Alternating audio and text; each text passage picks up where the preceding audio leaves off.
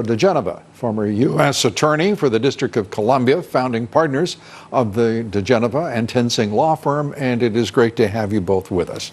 Let me start with the excruciating discussion already about whether or not the special counsel could have said he found a crime, Victoria, or not. He said he couldn't find any evidence. It seems to me that should have sort of short-circuited the whole conversation.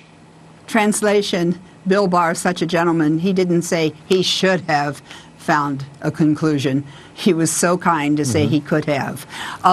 Look, Mueller could have written up, just like Ken Starr did many years ago, I find the president did this and he's guilty. I find he committed perjury here and he's guilty. And, you know, one after another with Ken Starr.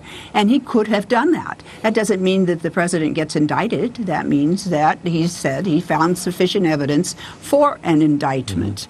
So the fact that he didn't doesn't suggest that he didn't. Find a crime. That he didn't. I mean, there enough. is so much ambiguity in this, Victoria. I have to tell you, I find it infuriating.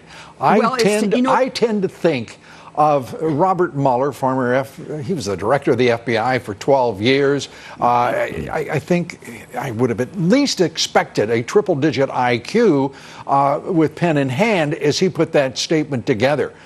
Joe, I didn't see that. I mean, this is a horribly written report. It is, to me, a horribly constructed 9 minutes and 40 seconds. Was it intentionally so?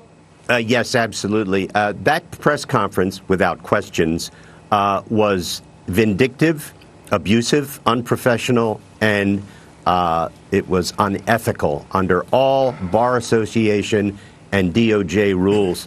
That statement was adolescent and juvenile, just as his 438-page report was. Unprofessional, illogical.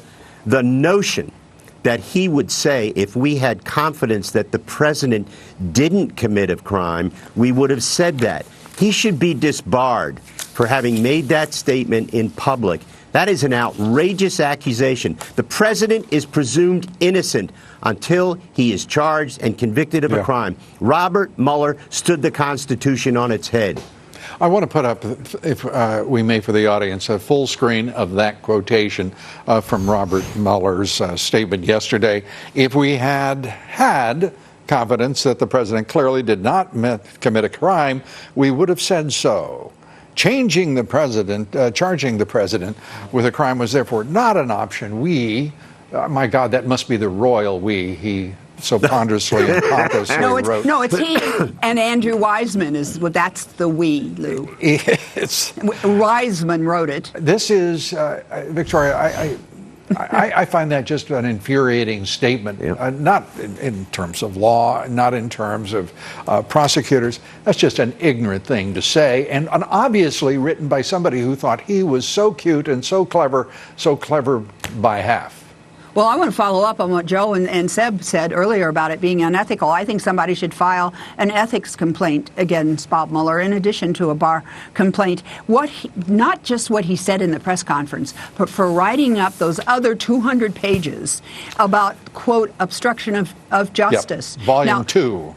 I want Bob Mueller to testify because I wanted him to be asked the question, was there one thing in your investigation that you were not allowed to do because of an act by President Trump?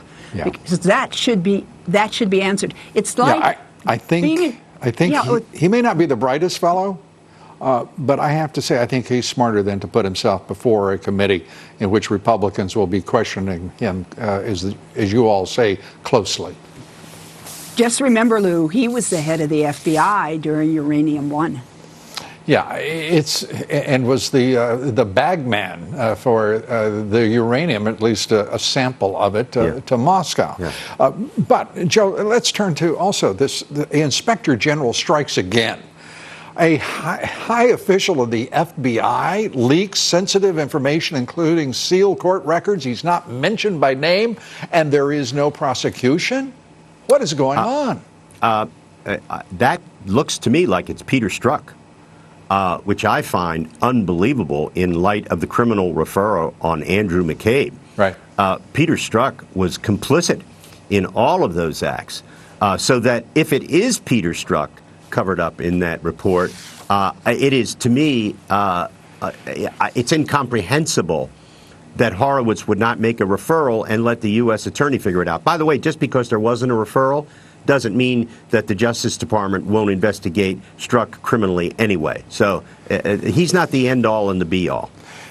And when do we see the Inspector General's long-awaited report, a much ballyhooed prospective rival on the FISA warrants? Unfortunately, not for some time, because as we understand it, Chris Wray has been stonewalling. And we know that from the evidence that he retroactively classified the document from the State Department. Yeah. The shame for that department goes on, and when does it end, Joe?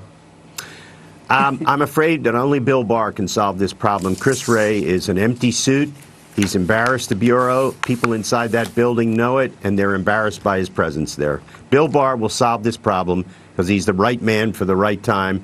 The president made a brilliant choice, and Bill Barr is the guy. He's going to do it. He's going to do it. Joe, thanks so much for being with us. Victoria, You bet. Thank you. Appreciate it as always.